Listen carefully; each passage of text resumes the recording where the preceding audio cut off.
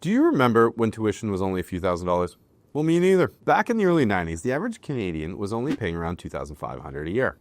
Today, well, we're paying closer to $7,000 for just tuition. This is why for high net worth families, planning for an education is not just an option, it's actually quite essential. So with that, let's talk about RESPs, the Registered Education Savings Plan. Now stay with me here, because this sounds a little boring, but it's actually quite important. This is one of the best wealth transfer strategies for Canadians.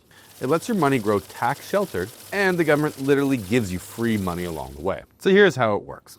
You can put up to $50,000 in per child. And so the government will give you 20% for the first $2,500 you contribute each year. So that's $500 in free grant money with a lifetime maximum of $7,200 per child. So most Canadians will stop just right there. They're just going to stick to the basic formula. They're going to put $2,500 in per year.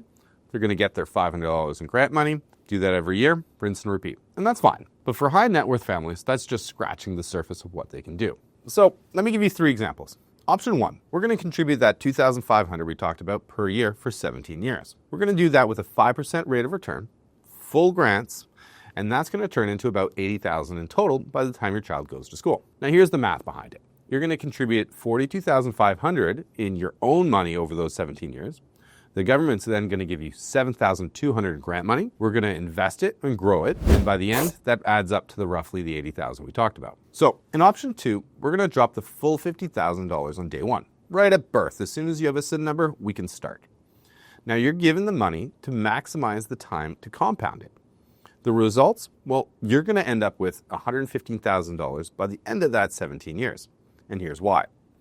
$50,000 invested today at 5% for 17 years will grow to that $150,000. But because we only did one contribution right up front, you're only getting one grant money. So there's only $500 you're going to get.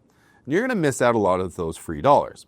But the compounding for it really adds up for the rest, and it more than doubles your original investment. Now, there's option 3 here. This is a hybrid in between them.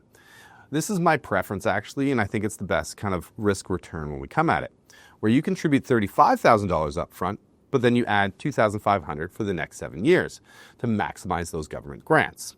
That way you're still contributing the bulk of it up front, and you get that compounding power that's doing a lot of the heavy work, but we're still collecting an extra $500 a year of grant money from that $2,500 that we're doing for the next 7 years. So we're getting a little bit of both worlds.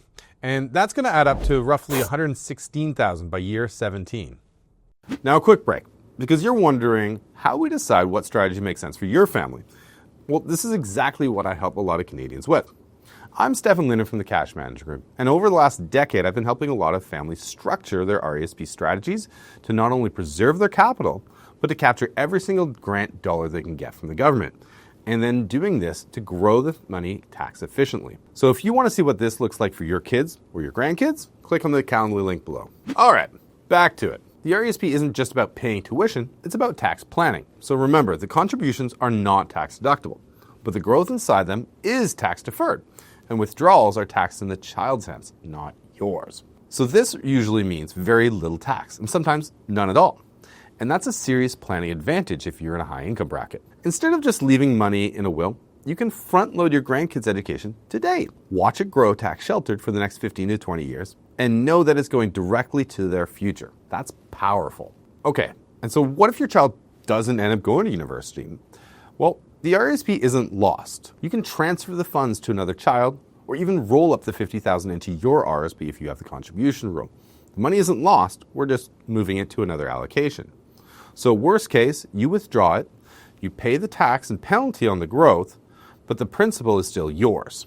Here's the big takeaways. Wealthy families shouldn't treat RESPs like a box checking exercise. Use it as a cornerstone strategy in your wealth plan, not just a college fund. If you found this helpful, do me a favor, smash that like button and subscribe if you haven't already. And if you're serious about building an RESP plan and actually fitting it for your family, click on the Calendly link below and let's chat. I'll see you in the next one.